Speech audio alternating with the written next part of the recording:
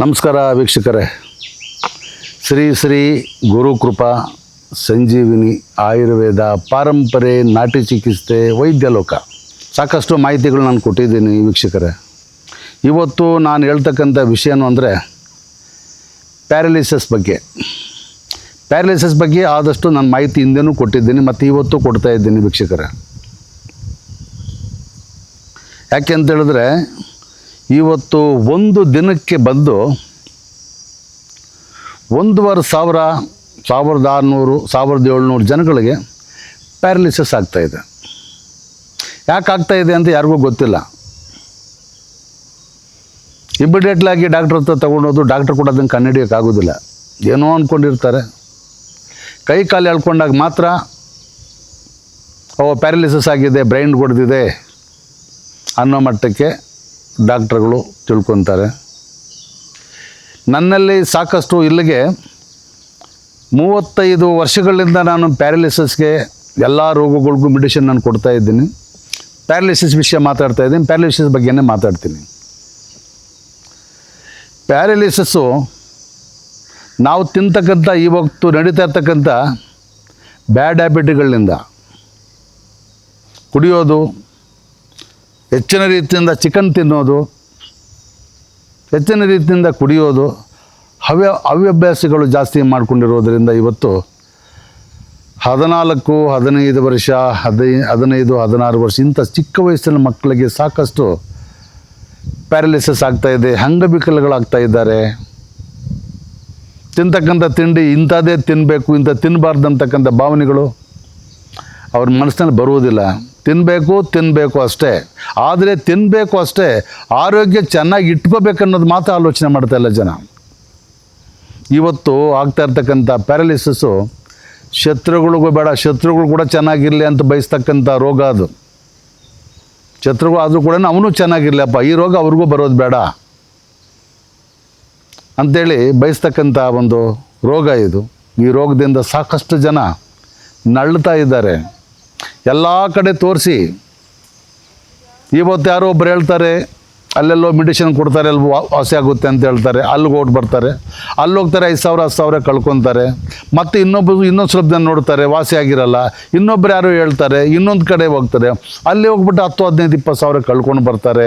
ಇನ್ನೂ ಒಂದು ಕಡೆ ಹೋಗ್ತಾರೆ, ಅಲ್ಲಿ ಒಂದು 10,000 15,000 20,000 ಕಳ್ಕೊತಾರೆ, ಎಲ್ಲೇ ವಾಸಿ ಆಗಲ್ಲ. ವಾಸಿ ಆಗದೆ ಇದ್ದಾಗ ಏನು ಮಾಡ್ತಾರೆ,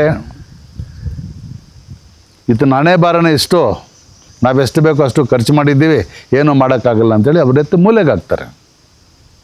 ಮೂಲೆಗೆ ಹಾಕಿದಷ್ಟು ಅವ್ರಿಗೆ ರೋಗ ನಾಶ ಆಗೋದಿಲ್ಲ, ಇನ್ನೂ ರೋಗ ಅತಿ ಆಗ್ತಾ ಇರ್ತದೆ. ಕೈ ಕಾಲುಗಳೆಲ್ಲ ಎಳ್ಕೊತವೆ, ಏನು ಆಕ್ಷನ್ ಇರೋದಿಲ್ಲ, ಬಾಯಿ ಮಾತು ನಿಂತೋಗುತ್ತೆ, ಬಾಯಿ ಕೂಡ ಮಾತಾಡೋಕ್ಕಾಗೋದಿಲ್ಲ. ಬೆಡ್ ರಿಟರ್ನ್ ಆಗ್ತಾರೆ. ಬೆಡ್ ರಿಟರ್ನ್ ಆಗಿ ಅವರು ಹೇಳ್ಬೇಕಂದ್ರೆ ಆ ಹಿಂಸೆತ್ತು ನೋಡೋಕ್ಕಾಗಲ್ಲ ಅನ್ನುವಂಥ ಪರಿಸ್ಥಿತಿಗಳಲ್ಲಿ ಬಳಲ್ತಾ ಇರ್ತಾರೆ. ಅಂಥ ಒಂದು ವ್ಯಾಧಿ ಈ ಪ್ಯಾರಲಿಸಿಸ್ ಅಂತಕ್ಕಂಥದ್ದು. ಡಾಕ್ಟ್ರುಗಳ ಹತ್ರ ಹೋದ್ರು ಕೂಡ ಡಾಕ್ಟ್ರು ಅದು ಅವ್ರ ಹತ್ರ ಕೂಡ ಪರ್ಮನೆಂಟ್ ಸೊಲ್ಯೂಷನ್ ಅವ್ರ ಹತ್ರನೂ ಇಲ್ಲ. ಈ ಥರದಲ್ಲಿರುತ್ತೆ. ನಮ್ಮಲ್ಲಿ 5 ವರ್ಷ 6 ವರ್ಷ ಆಗಿದ್ದರೂ ಪರವಾಗಿಲ್ಲ. ನಮ್ಮಲ್ಲಿ 85% 90% ನಮ್ಮಲ್ಲಿ ಈ ರೋಗಿಗಳು ಇಲ್ಲಿ ವಾಸಿ ಆಗ್ತಾರೆ. ಇಲ್ಲಿಂದ ಸಾವಿರಾರು ಜನಗಳು ಇಲ್ಲಿ ಆಗಲ್ಲ ಅಂತ ಕೈ ಬಿಟ್ಟಿರೋವಲ್ಲ, ಇಲ್ಲಿಂದ ನಾನು ರೆಡಿ ಮಾಡಿ ಕಳಿಸಿದ್ದೀನಿ ವೀಕ್ಷಕರೇ. ಯಾಕೆಂದರೆ ಎಷ್ಟೋ ಜನ ಹೇಳ್ತಾರೆ, ನಾವು ಮೆಡಿಸಿನ್ ಕೊಡ್ತೀವಿ, ಅಲ್ಲಿ ಮೆಡಿಸಿನ್ ಇಲ್ಲಿ ಮೆಡಿಸಿನ್, ಅವ್ರಿಗೆ ಗೊತ್ತೇ ಇರೋದಿಲ್ಲ. ಯಾರೋ ಬರೆದು ಮಡಗಿಬಿಟ್ಟು ಹೋಗಿರ್ತಾರೆ ಎಲ್ಲೊಂದು, ಎಲ್ಲ ಅವ್ರ ನಾಲೆಡ್ಜ್ ಪ್ರಕಾರವಾಗಿ 4 ಗಿಡಮೂಲಿಕೆಗಳು ತಿಳ್ಕೊಂಡಿರ್ತಾರೆ. ಆ ಗಿಡಮೂಲಿಕೆಗಳಿಂದ ಆ ಒಂದು ರೋಗ ನಾವು ನಾಶ ಮಾಡ್ತೀವಿ ಅಂತಕ್ಕಂಥ ಭಾವನೆಗಳು ಎಲ್ಲ ಕಡೆ ಅಂದ್ಕೊಂಡು, ಒಳ್ಳೆಯವರು ಕೂಡ ಅದು ಹಬ್ಬದೇ ಇರುವಂಥ ರೀತಿಯಿಂದ ಮಾಡ್ತಕ್ಕಂಥ ಜನಗಳು ಇವತ್ತಿದ್ದಾರೆ. ಇದು ನಾವು ಮಾಡ್ತಕ್ಕಂಥ ನಮ್ಮ ತಾತ ಮುತ್ತಾದ ಕಾಲದ ಪಾರಂಪರಿಕ ವೈದ್ಯರು. ನಾವು ಅರಣ್ಯವಾಸಿಗಳು. ನಮಗೆ ಗಿಡಮೂಲಿಕೆಗಳ ಬಗ್ಗೆ ಸಾಕಷ್ಟು ಅನುಭವ ಇರ್ತಕ್ಕಂಥವ್ರು. ಯಾವ ರೋಗಕ್ಕೆ ಯಾವ ಗಿಡಮೂಲಿಕೆಗಳನ್ನ ಬಳಸ್ಕೊಂಡ್ರೆ ಆ ರೋಗ ನಾಶ ಆಗುತ್ತೆ ಅಂತಕ್ಕಂಥದ್ದು ಅನುಭವ ಇರ್ತಕ್ಕಂಥವ್ರು ನಾವು ಆದಿವಾಸಿಗಳು. ನೋಡಿ ವೀಕ್ಷಕರೇ, ಹೆಚ್ಚಿನ ರೀತಿ ಹೇಳೋಕ್ಕೆ ಇಷ್ಟಪಡೋದಿಲ್ಲ. ನೀವು ಎಲ್ಲಿ ತೋರಿಸ್ತೀರಾ, ಎಲ್ಲಿ ಬಿಡ್ತೀರಾ, ಅದು ನನಗೆ ಗೊತ್ತಿಲ್ಲ. ನಾನು ಕಲ್ತಿರ್ತಕ್ಕಂಥ ಒಂದು ವಿದ್ಯೆಗೆ ನಾನು ಬರೆ ಹಾಕ್ಕೊಳ್ಳೋಕೆ ಇಷ್ಟಪಡಲ್ಲ. ಇಲ್ಲಿ 100% ಆಗಿ ಇಲ್ಲಿ ವೈದ್ಯ ಇದೆ, ಇಲ್ಲಿ ಎಲ್ಲ ಅನುಕೂಲನೂ ಇದೆ.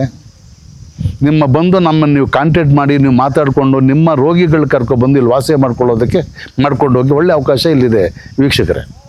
ಯಾಕೆ ಅಂತ ಹೇಳಿದ್ರೆ ಇಲ್ಲ ಸಾಕಷ್ಟು ಜನ ರೆಡಿ ಮಾಡಿದ್ದೀವಿ, ಮಾಹಿತಿಗಳು ಸಾಕಷ್ಟು ಕೊಟ್ಟಿದ್ದೀವಿ. ಇಲ್ಲಿ ಒಳ್ಳೆ ಮೆಡಿಸಿನ್ ಇದೆ, ಅಡ್ಮೆಂಟ್ ಇದೆ, ಮತ್ತು ಹಾಗೆ ತೊಗೊಂಡು ಹೋಗ್ತಕ್ಕಂಥ ಮೆಡಿಷನ್ ಇದೆ. ಅದಕ್ಕೆ ಏನು ಮೆಡಿಸಿನ್ ಕೊಡಬೇಕು ಅಂತೇಳಿ ಇಲ್ಲಿಂದ ನಾನು ಬೇಕಾದ್ರೆ ಕೊರಿಯರ್ ಮುಖಾಂತರವಾಗಿ ಕಳಿಸ್ತೀವಿ, ಹಾಗೂ ನೀವು ಯೂಸ್ ಮಾಡ್ಕೋಬೋದು.